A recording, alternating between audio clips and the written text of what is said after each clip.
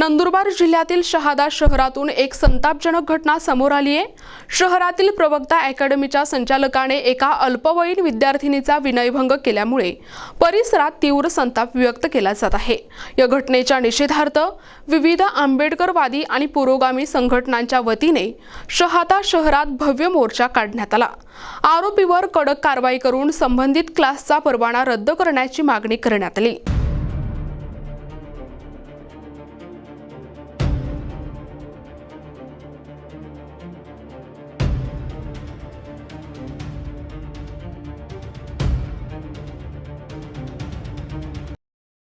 शहाद्यातील प्रवक्ता अकॅडमीच्या संचालकाने शिक्षकी पेशाला काळिमा फासणारे कृत्य केले आहे।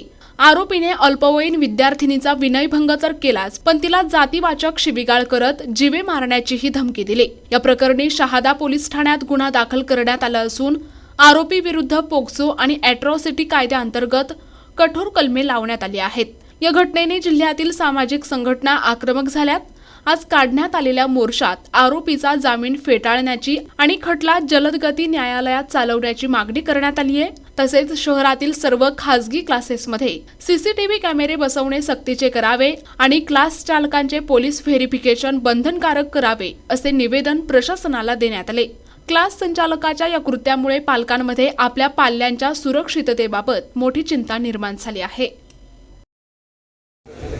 शहादा येथे जी विनयभंगाची घटना घडली, शहादा येथील एका नाबालिग मुलीवर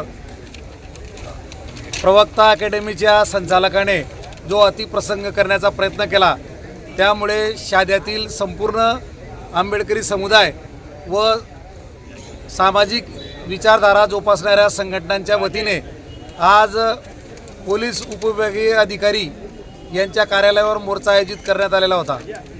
या मोर्चामध्ये शेकडो समाज बांधव आणि निवडक महिला यासुद्धा सामील होत्या।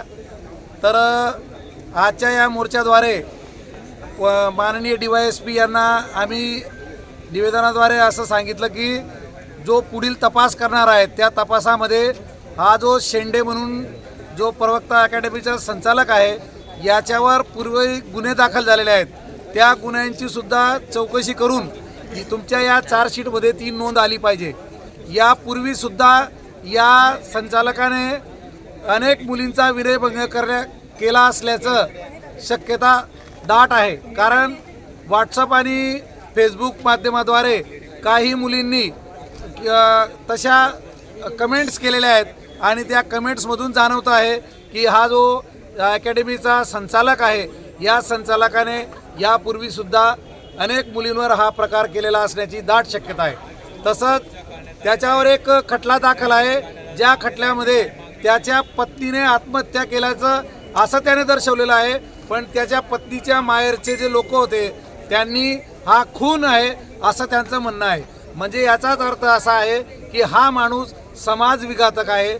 याला जर जामीन दिला गेला, भविष्यात हा समाजात परत राहायला आला तर या घटना अजून घडतील। काही कार्यकर्त्यांचं असं म्हणणं होतं की याच्या मागे काही राजकीय शक्ती आणि काही विधी तज्ज्ञांची सुद्धा ताकद लागलेली आहे की जे याला वाचवण्यासाठी खूप प्रयत्न करत आहेत।